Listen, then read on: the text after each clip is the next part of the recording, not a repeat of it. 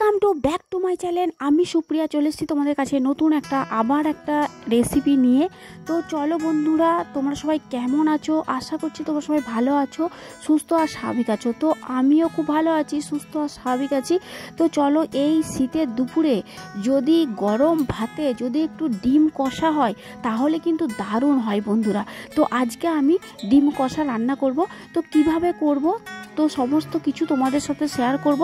তো তোমরা আমার সঙ্গে থাকো, দেখতে থাকো, সাথে থাকো আর পাশে থাকো। আর তো চলো, দেখো বন্ধুরা, এখানে আমি 4টে ডিম নিয়েছি আর 4টে ডিম ভালো করে আগে সেদ্ধ করে নিয়েছি, তারপরে খোলা ছাড়িয়ে ভালো করে আগে ভেজে নেব।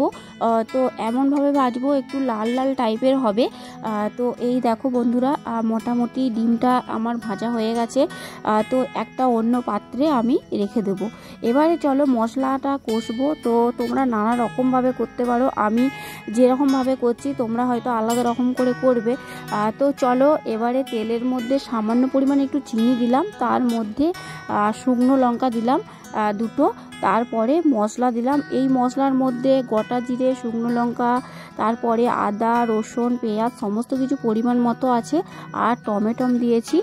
আর তো তারপরে চলো মশলাটা মিক্সিতে ভালো করে বেটে নিলাম, নিয়ে এবারে চলো মশলাটা ভালো করে কষাবো। তো অনেকক্ষণ ধরে বন্ধুরা, অনেকক্ষণ ধরে কষাতে হবে। তো আঁচটাকে কমিয়ে অল্প অল্প করে কষাতে হবে, যাতে মশলাটার গন্ধ যেন না ছাড়ে।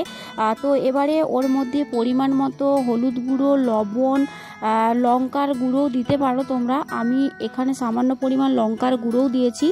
আর তো চলো এবারে ধনে পাতা দিয়ে দেবো 2টি, আর তার মধ্যে একটু মিট মশলা দিয়ে দেবো। তো প্রথমে যদি মিট মশলা একটু দেয়া হয় তাহলে কিন্তু একটু বেশ ভালো একটু সেন্ট হয় আর একটু খেতেও ভালো লাগে। তো চলো মশলাটাকে ভালো করে কষাবো। আর তো চলো বন্ধুরা, দেখতেই পাচ্ছ মশলাটা বেশ গাঢ় গাঢ় হয়ে গেছে। আর তো এবারে মোটামুটি আমি মশলাগুলোতে জল দিয়ে দেবো।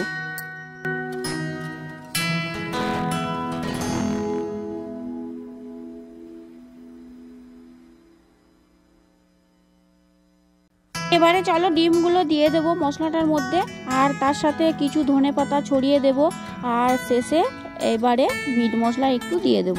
তো বন্ধুরা দেখো কি সুন্দর কালারটা এসেছে আর কত সুন্দর দেখতে লাগছে। তো মনে হচ্ছে যেন এক বাটি একদম ভাত, গরম গরম ভাত নিয়ে বসে পড়ি।